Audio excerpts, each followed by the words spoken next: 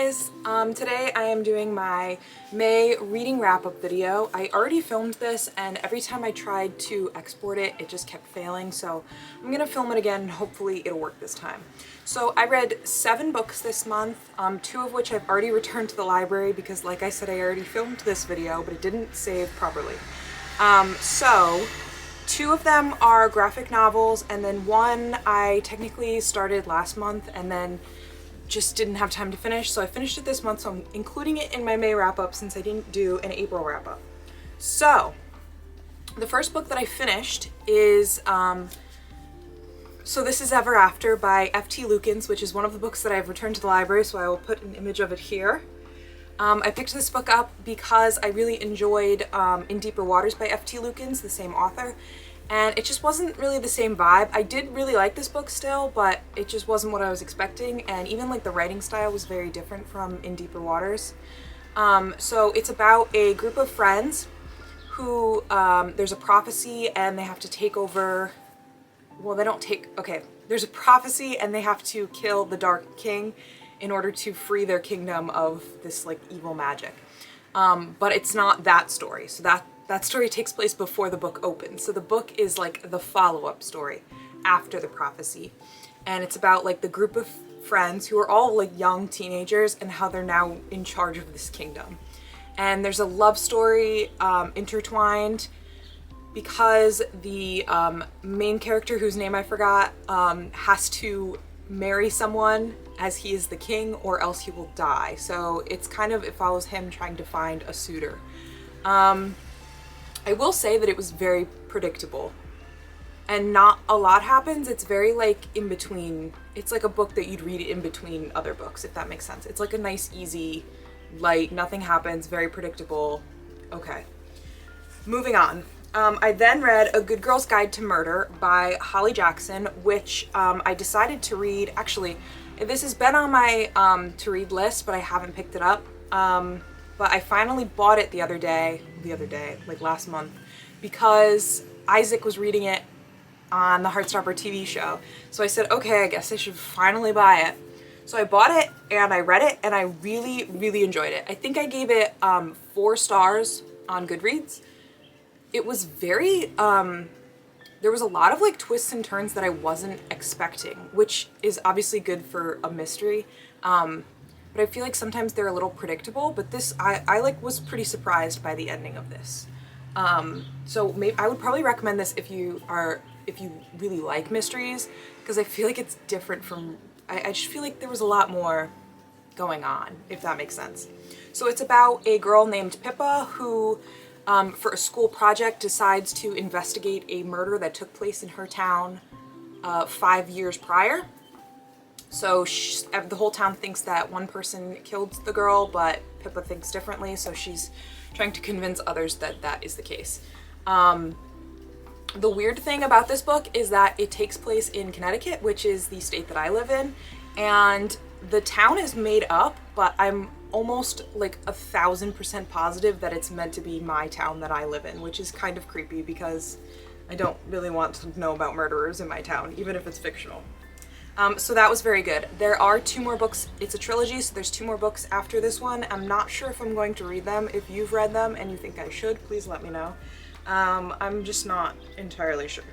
So the next book I read was, oh, that's not true. The next book I read was Loveless by Alice Oseman. This has been on my to-read list since I saw it. Actually, it's been on my to-read list longer than I feel like I knew, because it was on my, I marked it on Goodreads in like 2019.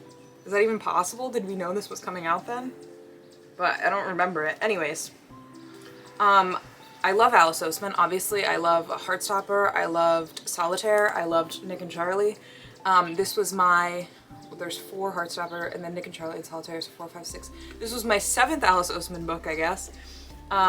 It's about Georgia, who goes off to college and discovers that she is asexual and aromantic. And it's just like a nice story about being who you are, understanding yourself and your wants and needs, and it's got lots of adorable friendships, and it was just very cute. And there was a character in here named Sunil, who I adore, and I really want to read a story about him, even like a short story, like the length of Nick and Charlie. If you, Alice, I know you're watching this, if you write a story about Sunil, I will love you forever and ever and ever, because I just adored him. I thought he was a brilliant, wonderful character. Next, I read Highly Illogical Behavior by John Whaley. This book is about a boy named Solomon who has severe anxiety and agoraphobia, so he hasn't left his house in 3 years. Like, he hasn't even stepped outside his back door. And this girl named Lisa used to go to school with him. He doesn't really know her, but she knows him because he had a whole, like, freak out before he became homebound, I guess would be the word. So she has been thinking about him for 3 years. And now they're seniors in high school, so she finds a way to contact his mother and sends him a letter saying that she wants to be friends with him. Really, she doesn't really want to be friends with him. She has to write a paper on a personal tale with mental illness, and so she's using him to get into college. But they all become friends anyways, despite this, despite her using him, and she even brings in her boyfriend, and they all become really good friends. I actually got this book through Kellogg's. I bought a box of Pop-Tarts, and I sent in my receipt, and I was able to pick out books. So I got this one, and I got, what's it called? Frankly in Love by David Yoon, which I haven't read yet. But yeah, free books are always very exciting. Yeah, so this book was very bittersweet, I feel. Like, the ending was nice and happy, but not and like as happy as it could be, but I think that's very reflective of mental illness, and I think it did a good job reflecting mental illness and representing it. I think I recommend this book if you suffer from anxiety or don't, and you kind of want to know what it's like. I feel like this might be a good glimpse into that kind of mindset. There was like a hinted romance, but it never like followed through, which was a little disappointing for me, but it's okay. Yeah, that was an interesting book that I've been waiting to read for a while. And then next I read Chef's Kiss, which is a graphic novel by Jarrett Melendez, Danica Brine, Hank Jones, and Hassan Otsmane Elau.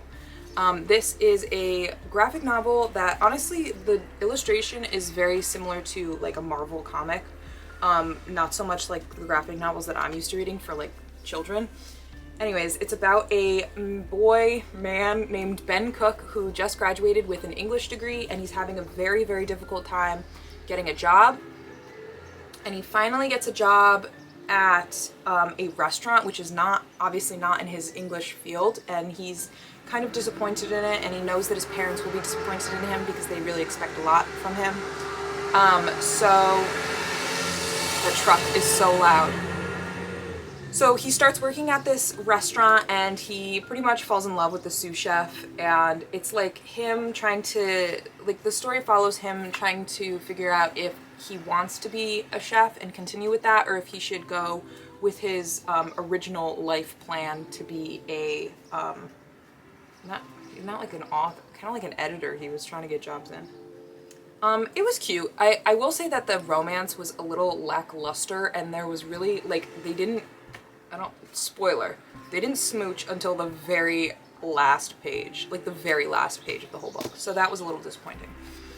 And then I read The Summer I Turned Pretty by Jenny Han, and I've had this book on my bookshelf for a while now. I bought this a long time ago because it was one of those Barnes & Noble buy one get one 50% off things.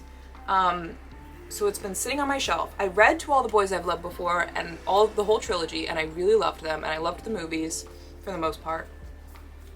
And I found out that the movie comes out next month, or I guess this month, because I'm filming this in June. So this movie comes out in like 2 weeks, supposedly.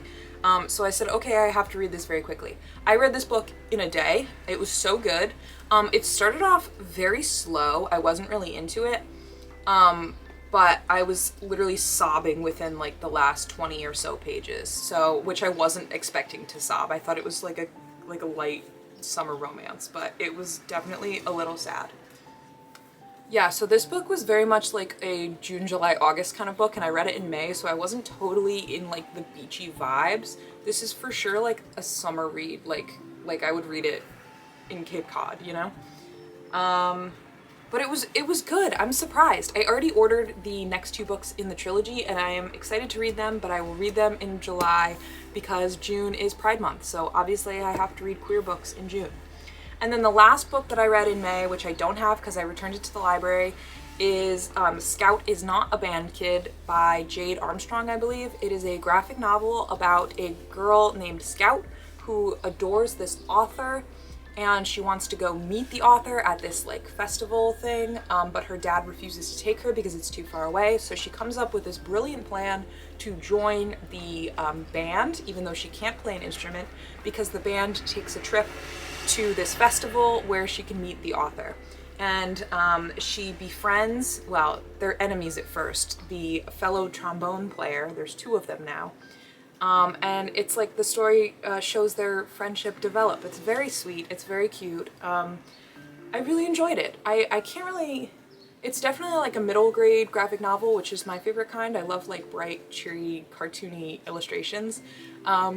But I would definitely recommend that one if you like things like Brave or Awkward was the first one. Clash by Miller, but there's other ones in that group there. But anyways, like middle grade graphic novels, if you like those, I definitely recommend that one. So that's it. So those are all the books that I read this month, plus 2 more that I don't have here. So 7 books altogether. I'm very happy that my semester is over and I can read again. Like I said, June is specifically for queer books, so I will be reading LGBT plus books in June. If you have any recommendations, I'd love to hear them. I do have a few already planned that I'm going to read. I'm very excited to read Radio Silence. But other than that, that's about it. I did revamp my bookstagram. I revamped my bookstagram, so if you want to follow that, I've been posting, I think, cute photos. And I give like little snippets of reviews there too. So if you have a bookstagram or like books and Instagram, please follow my bookstagram. That is it. Okay, bye guys.